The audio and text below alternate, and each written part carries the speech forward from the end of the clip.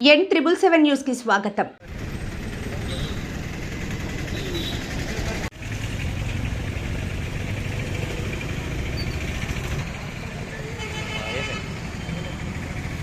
जोहार महात्मा गांधी जी, जोहार जोहार जोहार महात्मा गांधी जी, जोहार जोहार वर्धिल्लाली मत सामरस्यं, वर्धिल्लाली मत सामरस्यं, वर्धिल्लाली పునరుద్ధరించాలి మహాత్మా గాంధీ గ్రామీణ ఉపాధి హామీ చట్టాన్ని, పునరుద్ధరించాలి మహాత్మా గాంధీ జాతీయ గ్రామీణ ఉపాధి హామీ చట్టాన్ని, పునరుద్ధరించాలి జోహార్ మహాత్మా గాంధీజీ, जोहार जोहार వర్ధిల్లాలి మత సామరస్యం, वर्धिल्लाली వర్ధిల్లాలి మత సామరస్యం, वर्धिल्लाली వెయ్యండి కొడుకు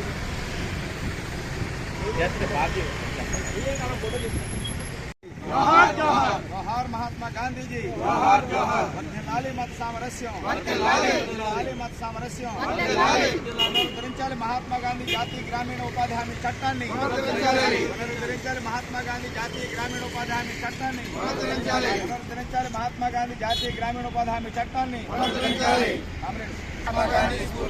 గ్రామీణ పేదలకు రైతు కూలీలకు అండగా ఉన్న జాతీయ ఉపాధి హామీ చట్టాన్ని కాపాడుకోవడానికి అందరితో కలిసి పోరాడతాను. గ్రామీణ పేదలపైన మనకు పని హక్కును కల్పించిన చట్టం మహాత్మా గాంధీ జాతీయ గ్రామీణ ఉపాధి హామీ చట్టం. ఈ చట్టం వ్యవసాయ కూలీలకు ఉపాధి కల్పించింది. గ్రామాభివృద్ధికి తోడ్పడింది.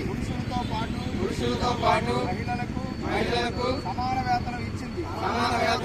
వికలాంగులకు పనులు కల్పించింది. ప్రదేశాల్లో కనీస సదుపాయాలు ఏర్పాటు చేసి గౌరవాన్ని ఇచ్చింది. వ్యవసాయ అభివృద్ధికి గ్రామాభివృద్ధికి తోడ్పడింది ఈ చట్టం. పేదలకు పని హక్కును కాలరాసిన కేంద్ర ప్రభుత్వం తన నిర్ణయాన్ని వెనక్కి తీసుకోవాలని కోరుతున్నాను.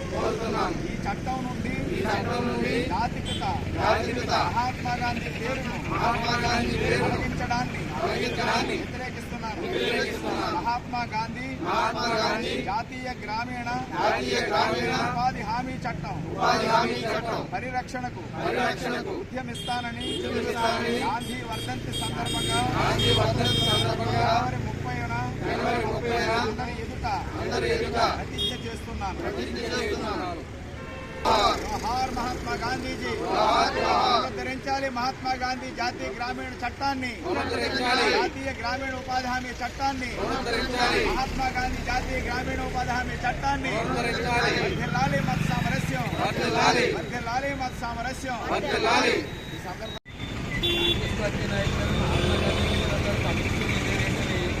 వచ్చేవాళ్ళు పోయేవాళ్ళు వ్యాక్సిన్ కొత్త ఉంటారు. మహాత్మా గాంధీ కాంగ్రెస్ పార్టీలో ఏనాడు సభ్యుడు కూడా కాదు. ఆ రోజుల్లో 25 వయసులు సభ్యులు ఏనాడు కేవలం వెళ్ళట్టు పెట్టలేదు. ఏనాడు దానికి ఎన్నుకోబడిన నాయకుడిగా లేడు. కానీ ఇవాళ ఆయనే నాయకుడు. బాలగంగాధర తిలక్ అనంతరము ఆయనే లీడర్గా ఉన్నాడు. ఆయన దేశ స్వాతంత్రం కోసం పోరాడాడు.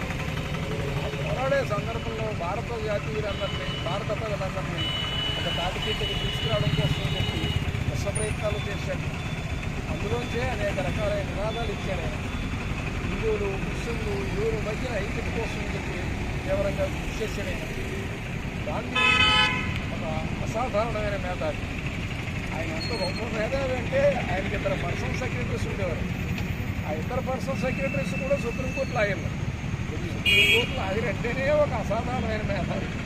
అలాంటి 2 అసాధారణ మేధావులకి ఆయన నాయకుడిగా ఉన్నారు. ఎంత గొప్ప లీడరో ఆలోచించారు. అలాంటి గొప్ప వ్యక్తి మహాత్మా గాంధీ. ఆయన హిందువులకి ముస్లింకి మధ్యలో ఐక్యత కోసం నిరంతరము తప్పించాడు. అలాంటి మహాత్మా గాంధీని నాథురామ్ గాడ్సే 1948 జనవరి 30వ తేదీ ఈవినింగ్ ఆయన ప్రార్థన చేసుకునేటువంటి సమయంలో ఈవినింగ్ 5 o'clockకి ఆయన కాల్చి చంపాడు. ఇది అత్యంత దురదృష్టకరమైన. దేశవ్యాప్తంగా ప్రజలందరూ కూడా ఆ రోజుని తీవ్ర నిరసన వ్యక్తం చేశారు. దొరికిన ఆర్ఎస్ఎస్ కార్యకర్త కల్లా బయట పూజ చేశారు. అదే పని రాజమండ్రిలో బాలాజీ దాస్ గారు చేశారు. సాయంత్రం 5 గంటలకి ఆయన సుబ్రహ్మణ్య మైదానంలో ఏదో సభ జరుపుతున్నాడు. ఆ సభ జరుపుతున్న టైంకి ఈ వార్త అందింది. ఇంకా సిటీలో ఎవడ దొరికితే అడిగే బయట పూజ చేశాడు ఆయన. ఈ పరిస్థితి మహాత్మా గాంధీ మత సామరస్యం కోసం కృషి చేశాడు. మనం కూడా ఏంటంటే మారిన పరిస్థితుల్లో మత సామరస్యాన్ని పెద్ద చేయాల్సిన అవసరం ఉందని కోరుతున్నాను. వామపక్ష పార్టీలు, వ్యవసాయ కార్మిక సంఘాల పోరాట ఫలితంగా దేశవ్యాప్తంగా అమలులోకి వచ్చినటువంటి 2005 జాతీయ గ్రామీణ ఉపాధి హామీ చట్టం, ఆ తర్వాత అది మహాత్మా గాంధీ జాతీయ ఉపాధి హామీ చట్టంగా మారింది. ఈ 17-18 సంవత్సరాల్లో దేశంలో సుమారు 20 కోట్ల మందికి రోజు పని కల్పిస్తూ 15 రోజుల్లోనే వేతనం ఇస్తూ పని ప్రదేశాల్లో సౌకర్యాలు కల్పిస్తూ పేదలకి ఒక పని హక్కుగా ఉన్నటువంటి జాతీయ గ్రామీణ ఉపాధి హామీ చట్టాన్ని కేంద్రంలో గత 11 సంవత్సరాలుగా మతోన్మాద బీజేపీ ప్రభుత్వం అధికారంలో ఉండి దాన్ని ఎంత నిర్వీర్యం చేయాలో అంత నిర్వీర్యం చేసింది. ఇప్పుడు మరింత బరితెగించి ఆ చట్టాన్ని తొలగించింది, కొత్త చట్టాన్ని తీసుకొచ్చింది. దాని పేరు శ్రీరామ్జీ అంటే గాడ్సే పేరు మీద ఒక కొత్త చట్టం తీసుకొచ్చింది. ఈ దేశానికి స్వతంత్ర పోరాటం తన తనువులు సాధించినటువంటి మహాత్మా గాంధీ పేరుతో ఉన్నటువంటి ఉపాధి హామీ చట్టాన్ని తొలగించడమే కాకుండా ఆ చట్టంలో ఉన్నటువంటి పని హక్కును కూడా తొలగించింది. అది ఎందుకో పనికిరాని చట్టంగా ఉంది. ఈ కొత్త చట్టాన్ని దేశంలో ఉన్నటువంటి వామపక్ష పార్టీలు, రైతు సంఘాలు, కార్మిక సంఘాలు, వ్యవసాయ కార్మిక సంఘాలు తీవ్రంగా వ్యతిరేకిస్తున్నాయి. పాత చట్టాన్ని పునరుద్ధరించాలని, కొత్త చట్టాన్ని రద్దు చేయాలని చెప్పి కోరుతున్నాయి. రేపు జరగబోయే పార్లమెంట్ సమావేశాల్లో కూడా ఇదే ఎజెండాగా ఈ పార్టీలు, సంఘాలు కూడా ఉద్యమాన్ని తీవ్రతరం చేస్తున్నాయి. ఈరోజు మహాత్మా గాంధీ వర్ధంతి సందర్భంగా దేశవ్యాప్తంగా రైతు సంఘాలు, కార్మిక సంఘాలు, వామపక్ష పార్టీలు ప్రతిజ్ఞ చేస్తున్నాయి. ఈ కొత్త చట్టాన్ని రద్దు చేయాలని, పాత చట్టాన్ని పునరుద్ధరించాలని, లేకపోతే ఒక దేశవ్యాప్త ఉద్యమాన్ని తీవ్రతరం చేస్తామని చెప్పి సందర్భంగా కేంద్రంలో బీజేపీ ప్రభుత్వానికి హెచ్చరిక చేస్తున్నారు.